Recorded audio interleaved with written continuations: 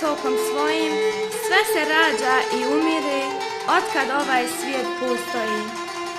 Svako živi gdje je rođen i gdje su mu preci bili, gdje ga draga majka rodi i dočeka otac mili. Tako i mi, ko svi ljudi, na ovaj smo svijet došli, u Bosni smo rodili se i živjeti tu smo pošli. Djetinjstvo je naše bilo kao i kod djece druge, u njemu smo doživjeli svu toplinu rodne grude. U igrama kroz djetinjstvo prošli su nam školski dani, mladalačko doba prođe, postali smo ljudi pravi.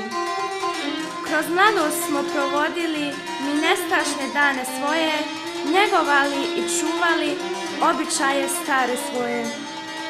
Bilo nam je ko u raju, lijepo živjeti tad bilo je, violinu i šargiju svako od nas volio je. Izvorna su kola bila, naša diska i kafići, a narodne nošnje naše farmerice i minići. Ali težak život dođe i natjera naše ljude, da njihova rodna gruda daleko im sada bude. Otišli su u tuđinu i počeli život novi, a povratak domovini ostali su samo snovi. A onima što se nije otići od kuće dalo, ovaj rat je prošli ljudi sa ognjišta protjerao. Tako osta naš zavičaj, a i rodna naša sela, ko da nikad nije bilo pjesme, kola ani prela. Daleko smo sad od kuće i od rodnog zavičaja, ali kultura naša drevna još nas s rodnim krajem spaja.